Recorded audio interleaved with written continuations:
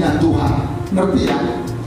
Dia amat senang kalau kita orang-orang yang mencintainya sekali-sekali, kalau sering-sering berdoa dengan mencucurkan air mata. Adakah pergumulanmu yang berat hari ini?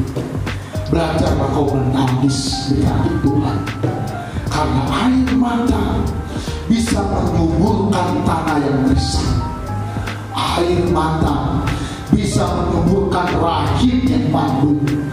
Air mata bisa memberkati masa depan kita. Yang mengerti katakan amin.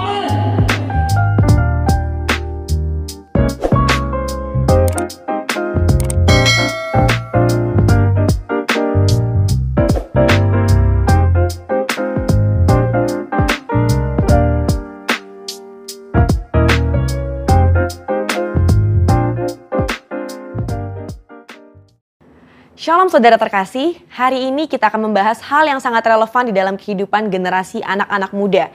Dan tentunya juga memberikan kekuatan kepada setiap kita yang mendengar. Di tengah dunia yang serba cepat perubahannya, akibat yang ditimbulkan adalah ketidakpastian akan masa depan dan adanya perasaan fear of missing out atau FOMO. Inilah yang seringkali saya tanyakan pada diri saya sendiri sebagai anak muda. Nanti ke depannya bagaimana ya hidup saya? Apakah akan berjalan baik? Apakah saya bisa memenuhi kebutuhan sehari-hari? FOMO ini adalah perasaan gengsi atau merasa kurang update dengan kejadian-kejadian yang berubah setiap hari. Bagaimana kita bisa lepas dari perasaan-perasaan ini dan mengalami kemenangan di dalam kehidupan? Dalam edisi Voice of Pentecost kali ini, kita akan membahas tentang dalam Yesus ada kepastian. Di dalam Alkitab, kita menemukan banyak tokoh-tokoh yang juga mengalami masalah dan tantangan dalam usia muda mereka. Kali ini, tokoh yang akan kita bahas adalah Yusuf. Saudara, coba bayangkan, sedari muda Yusuf mengalami penolakan dari saudara-saudaranya. Dia dibenci begitu rupa sampai dijual menjadi budak oleh saudaranya sendiri. Dia harus berusaha keras bertahan hidup di tanah asing. Sesudah dipercaya menjadi kepala rumah oleh Potifar, dia difitnah dan harus masuk penjara bertahun-tahun sebelum janji Tuhan digenapi dalam hidupnya. Lalu, apa yang bisa kita pelajari dari kehidupan Yusuf? Hal yang dapat kita pelajari adalah orang yang hidup benar, langkah hidupnya ditetapkan oleh Tuhan. Hal ini dituliskan dalam Mazmur 37 ayat 23. Bagaimana Yusuf tidak meninggalkan iman percayanya kepada Tuhan. Dia terus memiliki hubungan yang dekat dengan Tuhan. Di situ Yusuf menemukan kekuatan untuk bertahan dan terus percaya kepada janji-janji Tuhan. Dari sini dapat kita lihat bahwa orang yang hidupnya benar akan terus diproses oleh Tuhan agar siap menjalani panggilan hidup yang telah ditetapkan Tuhan. Selanjutnya, yang dapat kita pelajari bahwa Yusuf bisa saja khawatir dan ketakutan akan masa depannya. Tetapi Yusuf mengerti Allah lah yang membuat segalanya menjadi baik. Saudara, kalau saya jadi Yusuf, saya bisa menjadi stres hingga depresi. Bagaimana tidak? Dari kecil sudah dibuang oleh saudara sendiri, menjadi budak di tanah asing, lalu difitnah dan dipenjara. Di kacamata manusia, masa depan Yusuf itu suram dan tidak ada harapan lagi. Tetapi disitulah letak iman bekerja. Dalam Roma 4 ayat 18a berkata, sebab sekalipun tidak ada dasar untuk berharap, namun Abraham berharap juga dan percaya. Hari ini, di tengah masalah dan tantangan yang ada, kita perlu memiliki hubungan yang erat dengan Tuhan dan terus percaya kepadanya bahwa manusia bisa mereka-rekakan yang jahat, tetapi Tuhan sanggup mengubah menjadi kebaikan bagi kita semua. Tuhan Yesus berkata dalam Matius 6 ayat 31, "Mengapa kamu khawatir soal pakaian? Apakah yang akan kami makan? Apakah yang akan kami minum?" Perkataan Tuhan Yesus sangat relevan dengan generasi muda dan kita semua hari-hari ini. Bukankah ini yang dikhawatirkan oleh anak-anak muda sekarang? Bisa tidak ya saya mendapat pekerjaan? Bisa tidak ya saya mencukupi kebutuhan sehari-hari saya? Justru seharusnya generasi muda yang hidupnya di dalam Tuhan memiliki optimisme dan kepercayaan penuh kepada Tuhan bahwa Dia sanggup memelihara kita bahkan di tengah kondisi kekeringan sekalipun. Matius 6 ayat 33 dengan jelas berkata, "Carilah dahulu kerajaan Allah dan kebenarannya, maka semuanya itu akan ditambahkan kepadamu." Tapi apa ya maksudnya?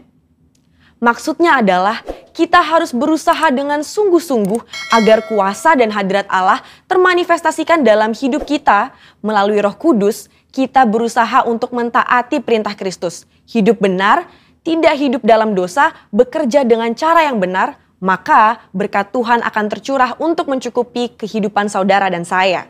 FOMO terjadi karena adanya rasa tidak puas dan tidak pernah merasa cukup akan apa yang dimiliki seseorang dan fokus kepada pencarian duniawi semata. Tertulis dalam Kolose 3 ayat 2 bahwa pikirkanlah perkara yang di atas bukan yang di bumi. Sembari kita bekerja, bersekolah, dan berusaha di dunia ini, Alkitab juga mengajarkan untuk mulai membangun kehidupan kekal kita dari sekarang.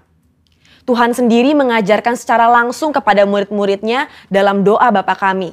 Berikanlah kami pada hari ini makanan kami yang secukupnya. Dari sini kita tahu bahwa yang Tuhan kehendaki adalah hidup dengan ucapan syukur dan secukupnya. Selain itu, Paulus juga memberikan nasihat kepada Timotius tentang ibadah yang disertai dengan rasa cukup akan memberikan keuntungan yang besar. Jadi, kesimpulannya adalah setiap generasi akan memiliki masalah dan tantangannya sendiri-sendiri. Tetapi janji firman Tuhan adalah ya dan amin bagi semua orang yang percaya. Sekalipun janji Tuhan tampaknya belum digenapi, kita belajar untuk terus berharap hanya kepada Tuhan Yesus sesuai dengan firman-Nya. Di dalam Tuhan Yesus ada kepastian mengenai masa depan kita di tengah dunia yang serba tidak pasti. Bagian kita adalah berpegang terus pada firman yang Tuhan perintahkan. Saudara, untuk penjelasan lengkapnya dari tim teologi kami, silahkan klik link yang ada di atas atau scan QR Code yang tersedia. Salam integritas, Tuhan Yesus memberkati.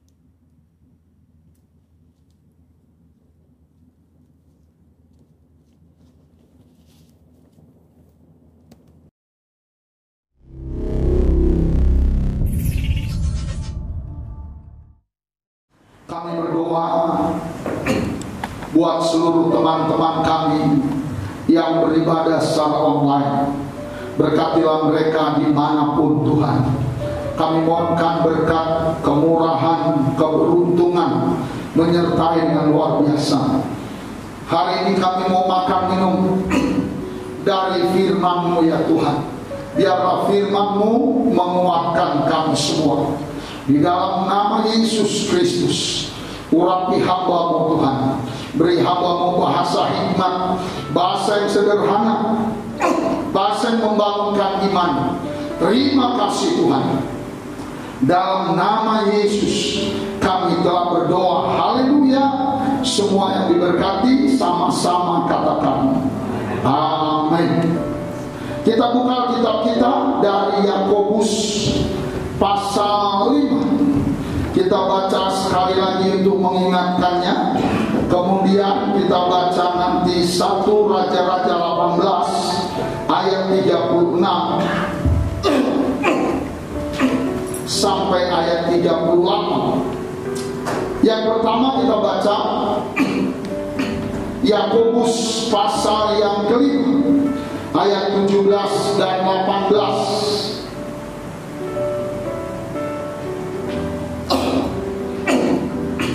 Firman Tuhan kita beri tema berdoa sungguh-sungguh dan sungguh-sungguh berdoa. Bagian yang kelima, mari kita baca sama ayat 17 dan ayat 18 dengan suara yang kuat. Kita baca dua kali.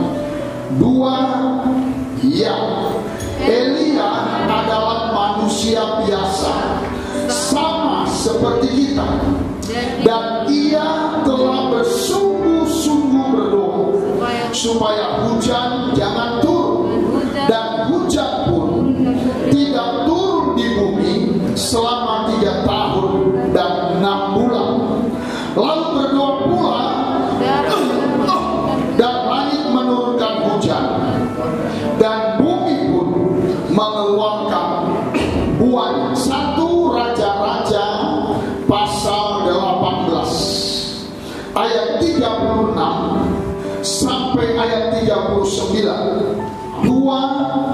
Ya, kemudian pada waktu mempersembahkan korban petang, tampillah Nabi Elia dan berkata, ya Tuhan Allah Abraham, Allah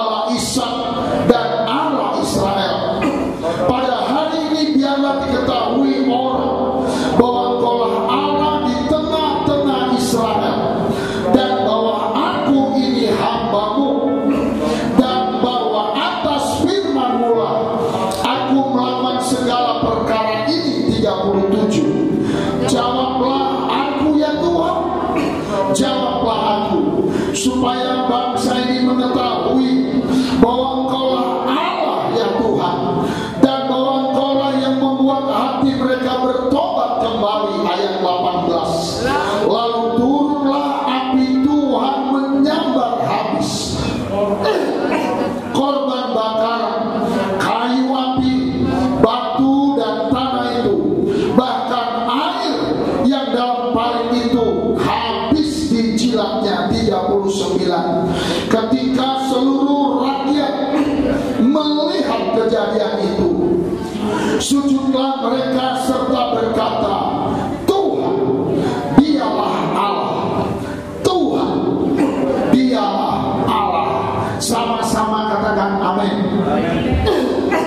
Bapak Ibu yang dikasihi oleh Tuhan Yesus Kristus, dari firman Tuhan yang indah yang kita sedang belajar ini, saudara dikasihi Tuhan, dari bacaan-bacaan ini, hari ini dengan iman kita bisa mengerti bahwa dari firman Tuhan ini Tuhan Yesus mau saya dan saudara semua, bapak-bapak, ibu-ibu yang saya kasihi, supaya kita memberi waktu kita berdoa, supaya kita sungguh-sungguh berdoa kepada Tuhan, memberikan waktu kita minimal 2 jam saja setiap hari untuk berdoa, menyembah, memuji Tuhan.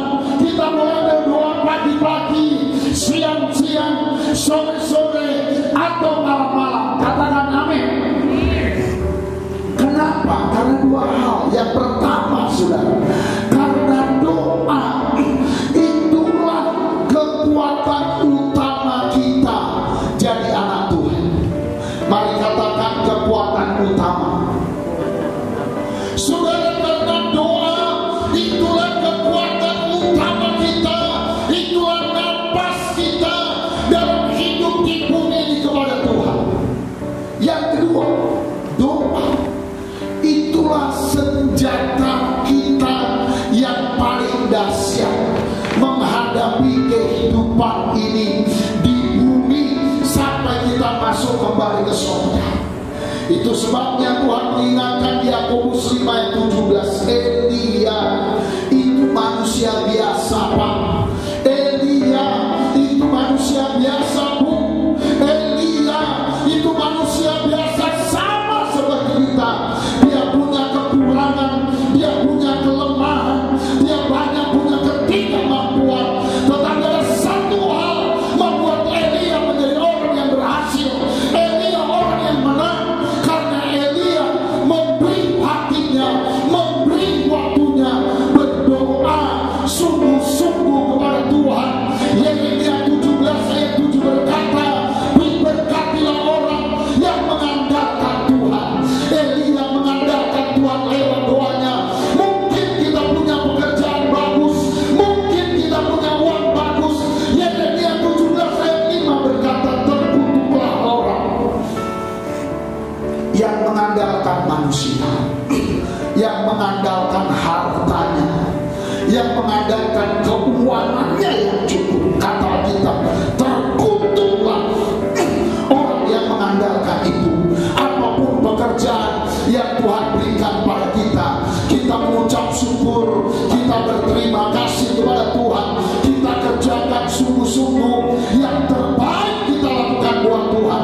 Tetapi Yesus mau, berilah hatimu, berilah waktumu berdoa kepada Tuhan, karena doa itulah senjata utama kita untuk menang selama kita hidup di bumi yang sementara ini. Yang mengerti sama-sama katakan amin. Kita beri tepuk tangan buat Tuhan kita Yesus Kristus. Saya berdoa sungguh-sungguh kepada Tuhan. Tuhan Allah kita di dalam Yesus Kristus, berharap sekali iman kita semua bertumbuh. Kita ada perubahan dari orang yang tidak mau berdoa jadi mau berdoa, orang yang malas berdoa jadi rajin berdoa, kita berikan ucapan syukur kepada Tuhan.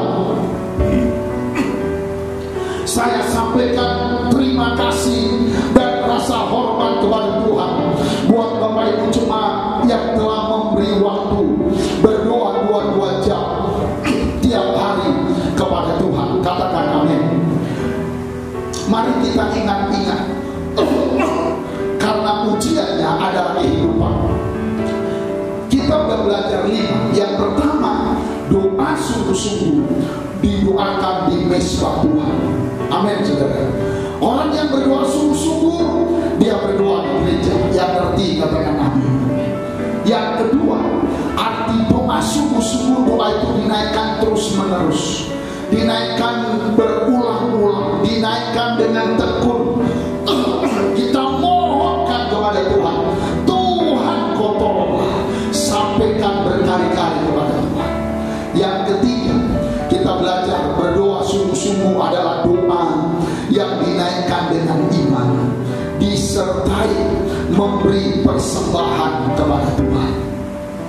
Kita beri ucapan syukur kita kepada Tuhan karena doa kita.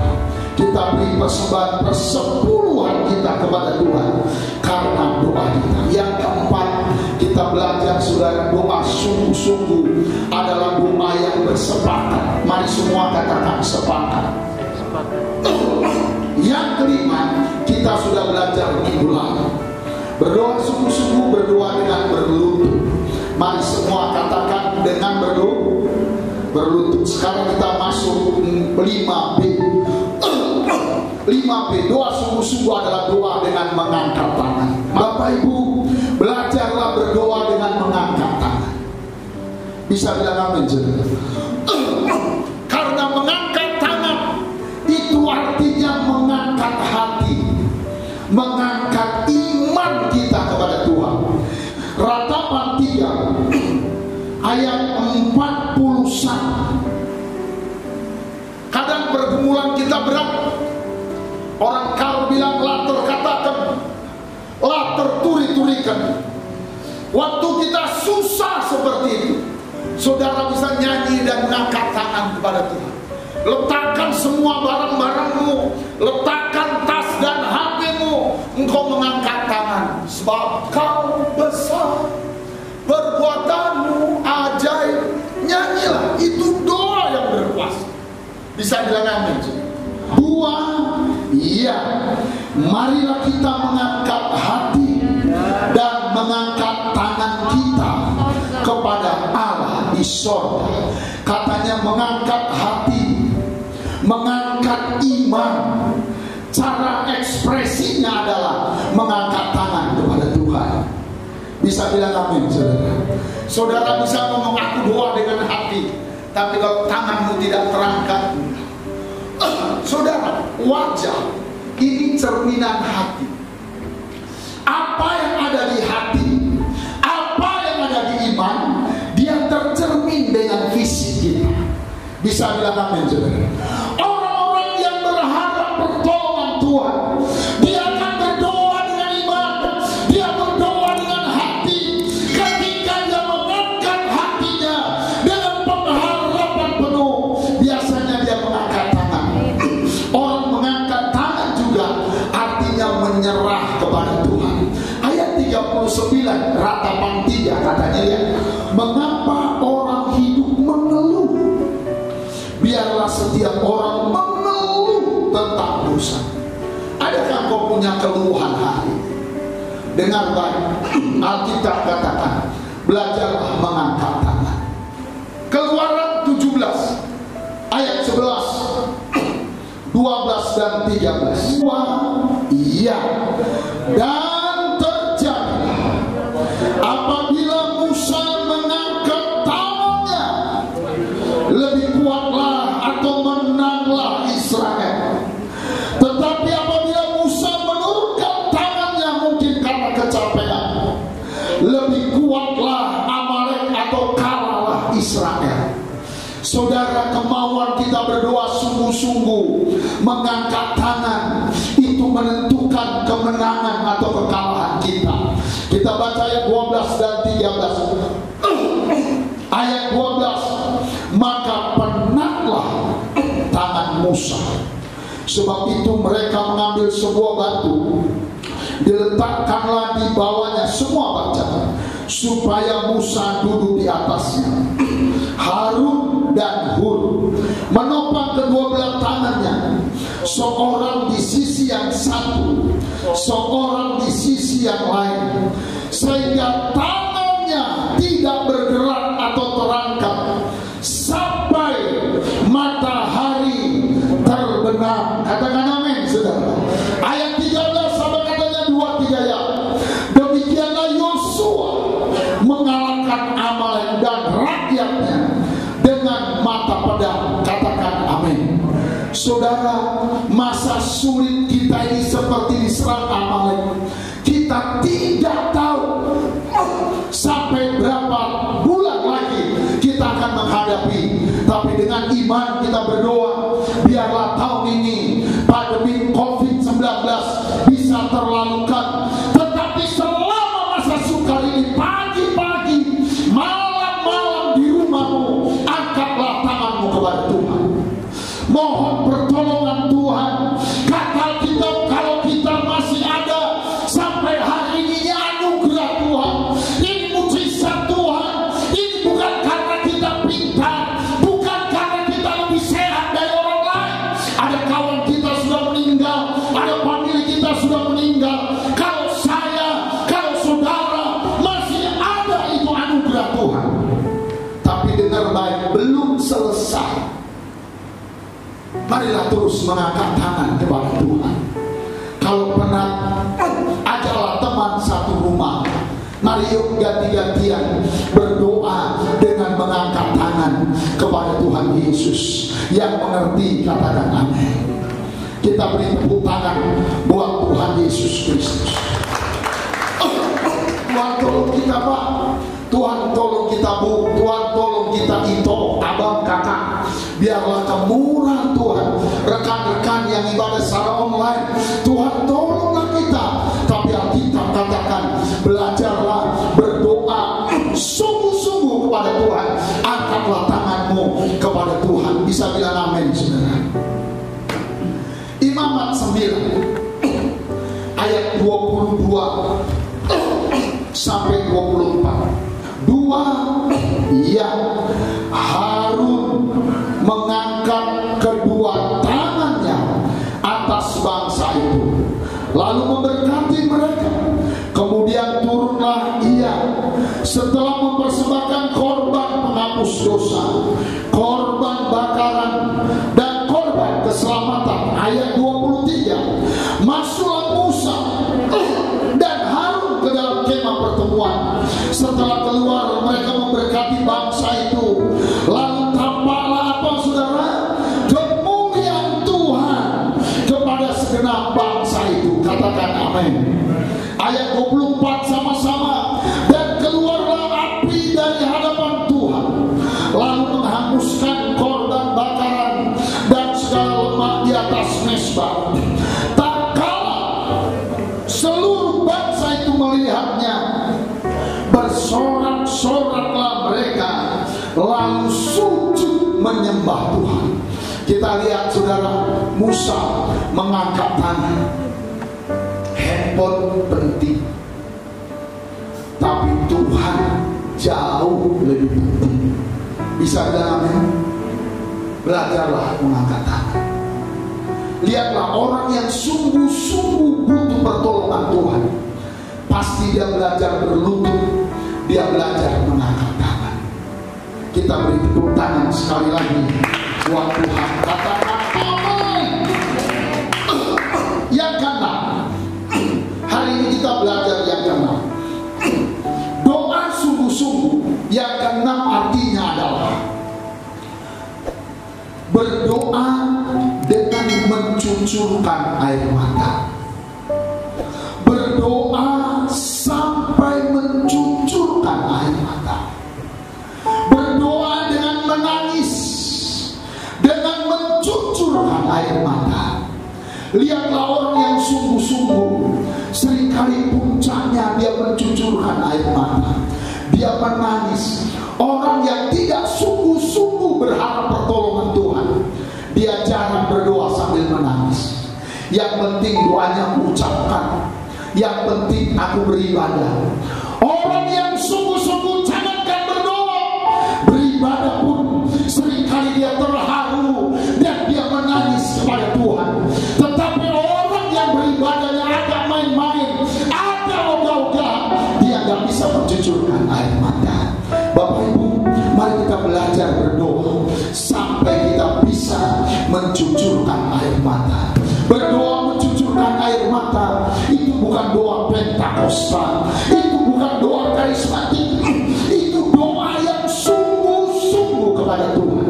Kalau keadaan bangsa agak kacau, kalau keadaan gereja agak kacau, kata kita perlu panggil, kita perlu kumpulkan wanita-wanita, ibu-ibu yang mengerti mencucurkan air mata. Kita baca Yeremia pasal 9 ayat 17 dan ayat 18. Yeremia ini adalah nabi yang banyak menangis, yang banyak meratap. Itu sebabnya setelah Yeremia ada kitab ratapan. Waktu itu negara keadaan sulit sekali seperti sekarang.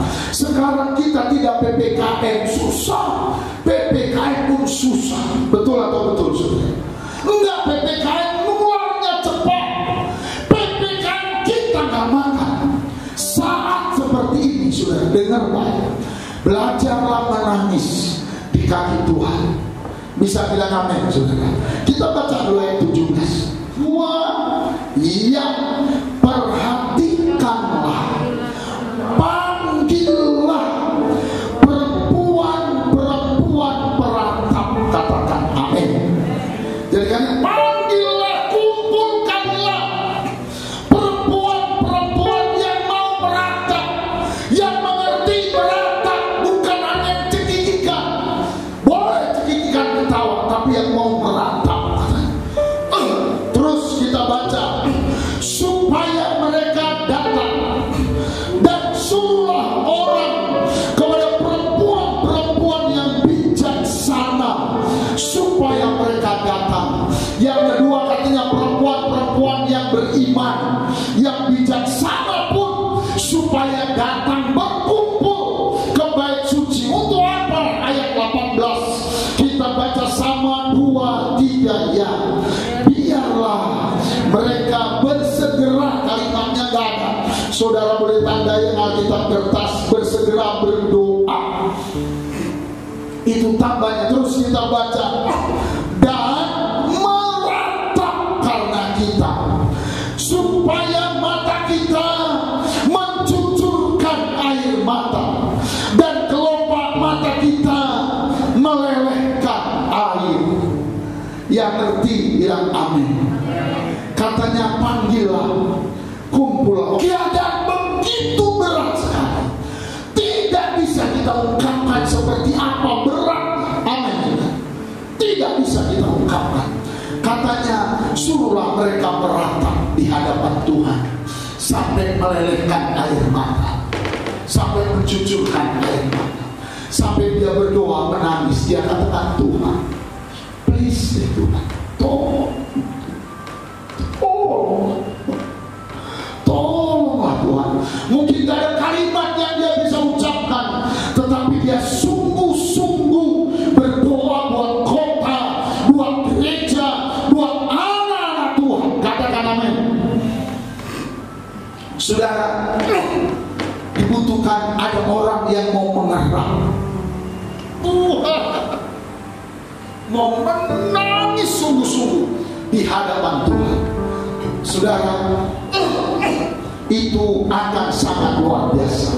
Tuhan dengar, Tuhan suka kalau kita berdoa menadahkan tangan, menangis di hadapannya.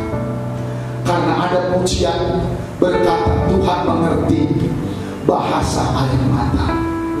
Bahasa air mata itu lebih tajam dari bahasa kata-kata bibir kita. Mari kita beri tepuk tangan kepada Tuhan Yesus Kristus yang mengerti. Kuat-kuat katakan amin. Sebelum kita akhiri, kita lihat 3 contoh bahwa air mata juga memperbaiki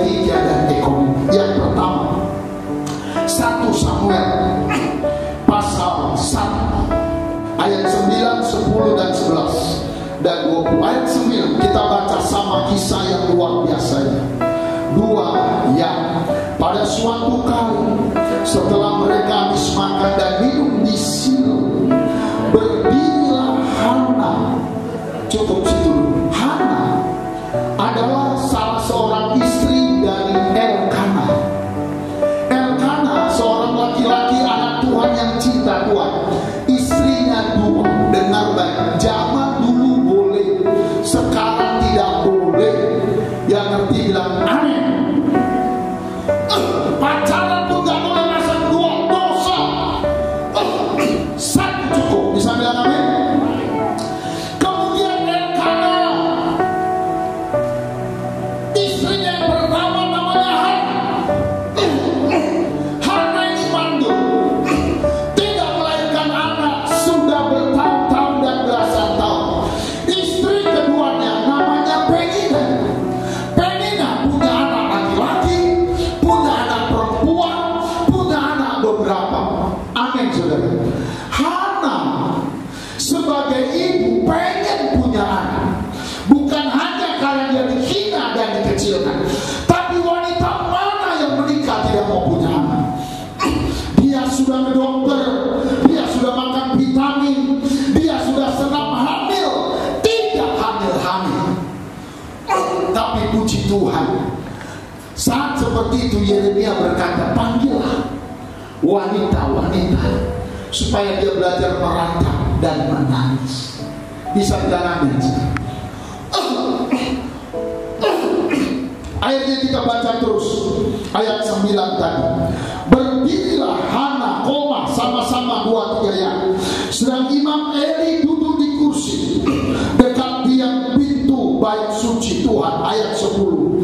Dan dengan hati pedih Hana berdoa kepada Tuhan. Semua baca kuat-kuat sambil menangis. Apa katanya? Tersentuh-sentuh. Dia berdoa sambil menangis tersentuh-sentuh. Dia bilang, belalah aku ya Tuhan, belalah aku Tuhan, berilah aku Hana.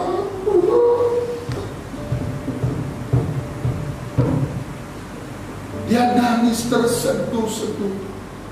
Saudara, ada satu kesukaan Tuhan, tapi bukan hobinya Tuhan. Ngerti ya? Dia amat senang kalau kita orang-orang yang mencintainya sekali-sekali, kalau sering-sering berdoa dengan mencucurkan air mata. Hana mengeluarkan air mata.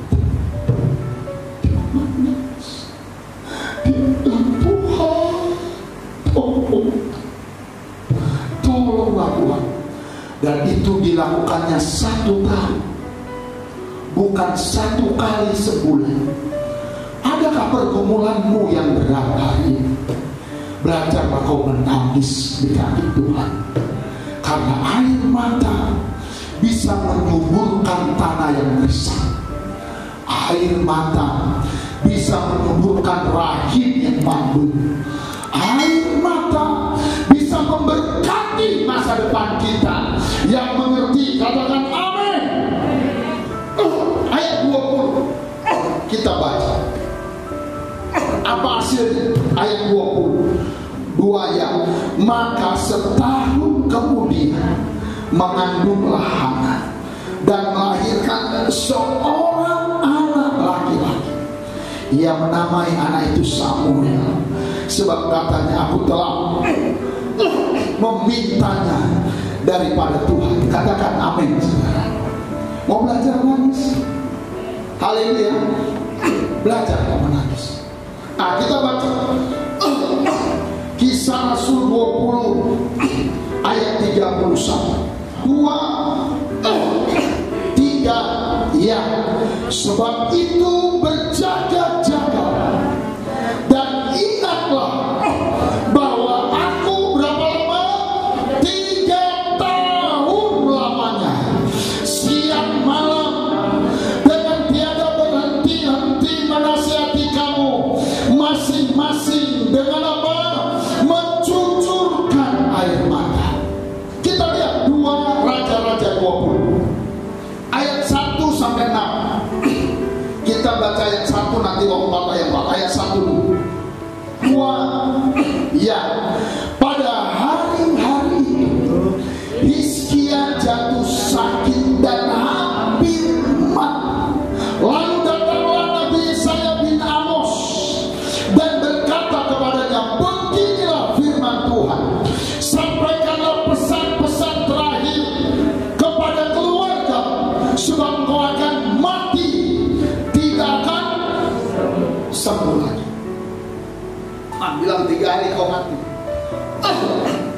Bagus gali lihat kuburan, bagi warisan, sampaikan semua pesan-pesan. Waktu dikasih tahu gitu, Raja Hizkia doa dan nangis. Kita langsung ayat 2. Ayat 2 sama-sama 2 ya. Lalu Hizkia memalingkan mukanya ke arah diri dan ia berdoa kepada Tuhan. Kalau ada yang sakit berdoa. Ayat 3 sama-sama dia bilang begini, Tuhan, ingatlah kiranya bahwa aku telah hidup di hadapan-Mu dengan setia dan dengan tulus hati, dan bahwa aku telah melakukan apa yang baik di mata-Mu. Kemudian apa katanya? Menangislah Hizkia dengan sangat. Kalau Hana terseduh-seduh, kalau Hizkia meraung-raung, dia nangis. Gimana lah? Nangis kematian. Sambil menangis, dia bilang Tuhan. Nah terus ayat 14 lah bagus, ayat 14. Ayat 4 yang bagus. Kita baca ayat 42. Ya, tetapi Yesaya belum lagi keluar dari pelataran tengah, tiba-tiba datanglah firman Tuhan kepadanya. Ayat 5. Yesaya, baliklah dan katakanlah kepada Hizkia raja umatku, beginilah firman Tuhan Allah Daud bapa leluhurmu. 1, telah kudengar doamu, dan kedua, apa katanya? Telah kulihat air mata. Jadi Tuhan melihat air mata. Apa upahnya? Ayat 6. Ayat 5 tadi. Sesungguhnya ya. 2 ayat 5. Ya, sesungguhnya engkau, aku akan menyembuhkan engkau. Pada hari yang ketiga engkau akan pergi ke rumah Tuhan. Ayat 6. Aku akan memperpanjang hidupmu 15 tahun lagi, dan aku akan melepaskan engkau dan kota ini dari tangan Raja Asyur. Aku akan memagari kota ini oleh karena aku dan oleh karena Daud hambaku. Katakan amin. Orang yang sungguh-sungguh dia ngerti nangis. Ayat terakhir Mazmur 126 ayat 4 sampai ayat 6. Ya, pulihkanlah keadaan kami ya Tuhan, seperti memulihkan batang air kering di tanah Negeb. Tanah Negeb itu satu tempat yang amat kering, dekat dengan Yerusalem. Tetapi hebatnya, tanah Negeb yang kata orang tidak mungkin menjadi subur, yang begitu kering, diubah Tuhan menjadi satu tanah yang sangat subur, yang memberikan buah-buah yang luar biasa, pengharapan yang luar biasa. Mungkin keadaan kita ada yang kering seperti tanah Negeb, nggak mungkin bisa ditolong, nggak mungkin bisa diselesaikan dengan baik. Tuhan melalui Raja Daud mengajar kita, sekering apapun belajarlah dengan mencucurkan air mata. Kita baca ayat 5 dan ayat 6. Baca sama-sama 2. Ya, orang-orang yang menabur dengan mencucurkan air mata akan menuai dengan bersorak-sorai. Orang yang berjalan maju dengan menangis sambil menabur benih pasti pulang dengan sorak-sorai sambil membawa berkas-berkatnya. Sekali lagi ayat 5 dan ayat 6, bacalah dengan iman 2-3 ya. Orang-orang yang menabur dengan mencucurkan air mata akan menuai dengan bersorak-sorai. masa sulit, di masa krisis ini, seperti janda sarpan, belajarlah terus berdoa, terus berlutut, terus mengangkat tangan, dan teruslah menabur. Sekalipun tinggal segenggam tepung di tempayan, tinggal setetes minyak di bui-bui, Alkitab katakan taburlah dengan iman. Ketika kita menabur seperti itu, kita menangis karena sakit, karena itu pedih, cuma ini, tapi Tuhan suruh berkorban. Alkitab katakan kalau kau mengerti, bukan hanya berdoa dengan air mata, tetapi berkorban, memberi kepada Tuhan dengan mencucurkan air mata. Ayat 5 berkata, kau akan pulang dengan bersorak-sorai kepada Tuhan. Kenapa kita kurang tertawa? Kenapa kita kurang bersorak-sorai? Mungkin kalau salah mohon maaf, kita nyaris hampir tidak pernah berkorban sampai mencucurkan air mata. Banyak kita berkorban kalau ada kasih, kalau ada jangan paksakan, semua suka rela kita lihat. Dalam tak ajar begitu. Ayat 6 mari kita baca ayat 6 2 ya. Orang yang berjalan maju dengan menangis, biar nangis maju, biar nangis sebelum kerja 2 keliling, biar nangis kita puasa, biar nangis kita maju. Katakan amin. Jangan bilang jangan paksa aku maju, aku lagi nangis ya. Jangan. Sakit ya. Itu sebabnya dalam banyak WA Bapak bilang ketekunan kita berdoa, kerelaan kita berdoa. Memang sakit, capek, banyak dikorbankan, pasti berbuah manis. Bisa bilang amin? Pasti berbuah indah, pasti berbuah mujizat yang luar biasa. Terus kita baca ayat 6 bagian B 2-3 ya. Sambil menabur benih, pasti pulang dengan sorak-sorai, sambil membawa apa saudara? Berkas-berkasnya. Daud begitu sakit, kata Mazmur 27 ayat 11, sekalipun ayahku dan ibuku, kata Daud, tidak memperhitungkan aku, guru-guruku menganggap remeh aku, keluarga-keluargaku menganggap remeh aku. Daud berkata, aku tetap jalan sekalipun mencucurkan air mata. Waktu jalan itu aku bukan cuma nangis dan cengeng, tapi aku menabur. Biarpun cuma itu, janda itu cuma punya 2 peser. 2 peser itu diberikan dari Tuhan. Perempuan sarpan cuma punya sedikit tepung diberikan waktu masa kesusahan. Saudara yang dikasih Tuhan Yesus Kristus, mari belajar menabur dengan menangis, berdoa dengan menangis. Berkat Tuhan menyertai kita. Kita berdiri sama-sama. Bapa, di dalam nama Yesus, hari ini kami bersyukur kepada Tuhan. Kami berterima kasih, Engkau baik bagi kami. Engkau mengajar kami mengangkat tangan.